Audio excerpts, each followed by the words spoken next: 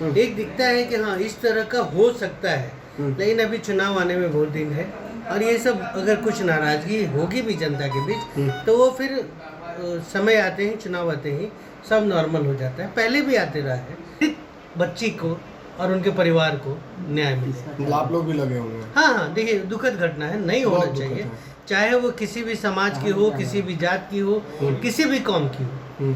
अगर बच्चियां घर से बाहर निकल कर पढ़ती है और उनके साथ कुछ ऐसा हो जाता है तो ना केवल वो परिवार बल्कि आने वाले जो पीढ़ियां होती हैं उनके ऊपर असर होता है, उनके माँ बाप डर जाते हैं।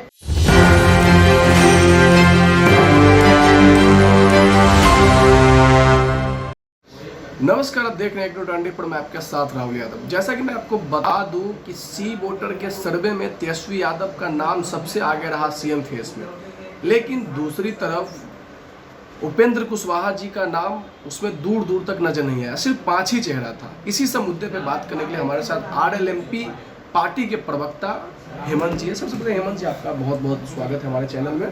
धन्यवाद। सी वोटर सर्वे में तेजस्वी यादव का नाम सबसे आगे रहा। दूसरी तरफ जो बिहार के मुखिया है, बिहार के मुख्यमंत्री नीतीश जी, वो दूसरे नंबर पर रहे। लेकिन आपके पार्टी के जो मेन नेता थे उपेंद्र कुशवाहा जी, नाम ही नहीं था उनका उसमें। देखिए, हमारी पार्टी जो है ना वो लड़ रही है गठबंधन में, एनडीए गठबंधन में, और हम लोग पहले ही मान लिए हैं कि एनडीए गठबंधन के जो नेता हैं वो माननीय नीतीश कुमार जी हैं। तो अब सवाल ही नहीं उठता कि अलग से कोई और एक मुख्यमंत्री का नाम सामने आए, इसमें कुछ बुरा नहीं है। आपके मान लीजिए नेता भी है नीतीश जी, वो बहुत नीचे नजर आ रहा है मुख्यमंत्री की रेस में। एंटी इनकम्बेंसी जो होता है, 20 साल से माननीय मुख्यमंत्री जी इस प्रदेश के मुख्यमंत्री, हो सकता है कुछ उसमें आया हो, लेकिन ये सर्वे जो होता है आपको ये पता है, रैंडम लिया जाता है। 1000 आदमी में 5 आदमी को आपने पूछा है। अच्छा, उसके आधार पे निष्कर्ष निकालना मुझे नहीं लगता है कि ये कभी भी सही होता है। ठीक है, कुछ परसेंटेज होता है, लेकिन 100% सही नहीं होता है। इसलिए ऐसा कुछ नहीं है। इस तरह के सर्वे चुनाव के पहले भी आए हैं और भी आते रहेंगे, इसमें कोई दिक्कत नहीं लगेगी। तो मतलब कि आप एनडीए के साथ है, नीतीश जी चेहरा है, तो आप लोग नीतीश जी के नेतृत्व में लड़ रहे हैं। सर्वे पे भी आप कह दिए कि सर्वे में 5 लोगों से पूछा जाता है और उसके बाद निष्कर्ष निकाल दिया जाता है। आप लोग सर्वे पे विश्वास नहीं करते हैं? विश्वास नहीं है, ट्रेंड दिखता है। एक दिखता है कि हाँ इस तरह का हो सकता है, लेकिन अभी चुनाव आने में बहुत दिन है और ये सब अगर कुछ नाराजगी होगी भी जनता के बीच तो वो फिर समय आते ही, चुनाव आते ही सब नॉर्मल हो जाता है। पहले भी आते रहा है। कभी भी देखिएगा कि सर्वे का जो रिजल्ट होता है ना, 100% कभी होता नहीं है। क्यों? मतलब आप दिल्ली का वो ले लीजिए, बहुत जगह का आप उठा सकते हैं उदाहरण। तो इसलिए हम लोग उससे अभी कोई चिंतित नहीं है, कोई फर्क नहीं पड़ रहा है। हम लोग अपना काम कर रहे हैं, जनता के बीच जा रहे हैं। बाकी जनता मालिक है, सबका पता है। एनडीए किसके नेतृत्व में चुनाव लड़ रही है? नीतीश कुमार के। माननीय नीतीश कुमार मुख्यमंत्री कौन होंगे? माननीय नीतीश कुमार जी होंगे। एकदम कंफर्म है? हम लोग 100% श्योर है, हम लोग जीत रहे हैं और माननीय नीतीश कुमार जी फिर से 2025 में मुख्यमंत्री बने। पूरा नारा सही साबित हो जाएगा 2025, 225 फिर से नीतीश? एकदम पूरा कॉन्फिडेंट है हम लोग कि 2025 में 225 और फिर से नीतीश। और इसी नारे के साथ, इसी विश्वास के साथ जनता के बीच हम लोग जा रहे हैं और जनता का जिस तरह का सपोर्ट मिल रहा है, प्यार मिल रहा है, हम लोग पूरी तरह निश्चिंत हैं। स्नेहा कुशवाहा का नाम सुने हैं?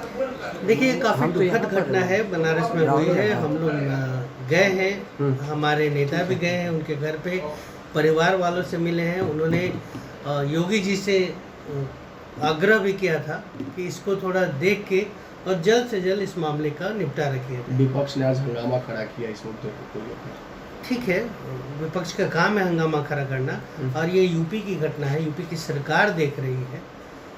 उनका अगर बिहार का कुछ मुद्दा नहीं बचा, यूपी के नाम पे अगर वो हंगामा करना चाहते हैं, करें वो।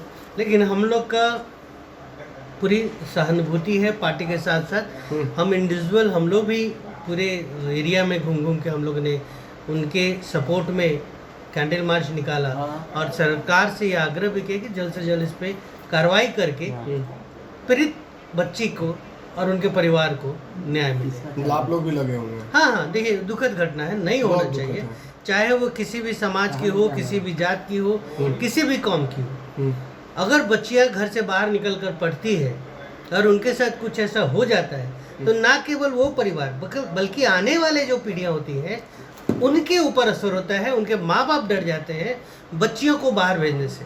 तो ये केवल एक छोटी घटना नहीं है, ये सामाजिक का ये एक बुराई है और इस पर सबको एकजुट होना चाहिए। पक्ष विपक्ष का बात नहीं होता है यहाँ पे।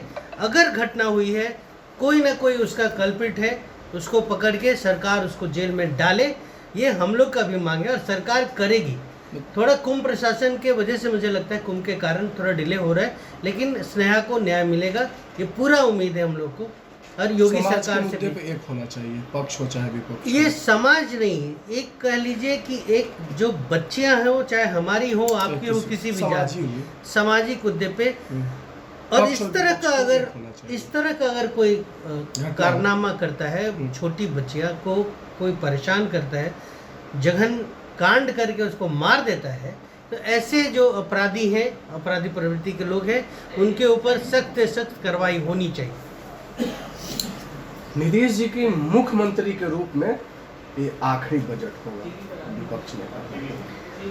मुख्यमंत्री के रूप में आखिरी बजट होगा, ये अच्छी बात उन्होंने कहा, लेकिन वो किस 20 के चुनाव के बाद जो उनका टर्म था 5 साल का, वो पूरा हो रहा है, तो 5वें साल का आखिरी बजट है।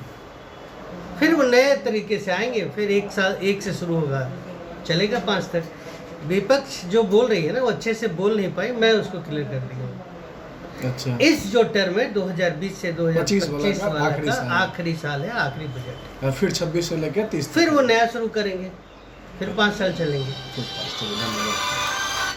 तो देखिए, विपक्ष की तरफ से जो बोला जा रहा था कि नीतीश जी को मुख्यमंत्री के रूप में आखिरी बजट होगा, इसको हेमंत जी ने डिफाइन करते हुए बताया कि वो 20 से लेकर 25 के बीच के साल था जो उसका आखिरी बजट है। मतलब 25 से लेकर 20 से लेकर जो 25 बना था, उसके बाद फिर से नया बजट शुरू करेंगे और फिर 5 साल तक बजट पेश करेंगे। बाकी हेमंत जी के वीडियो से आप कितना सहमत है, इनके बारे में क्या सोचते हैं, अपनी प्रतिक्रिया कमेंट बॉक्स में जरूर बताइएगा। तब तक के लिए आप देख रहे थे न्यूज़ 24, मैं आपके साथ राहुल यादव।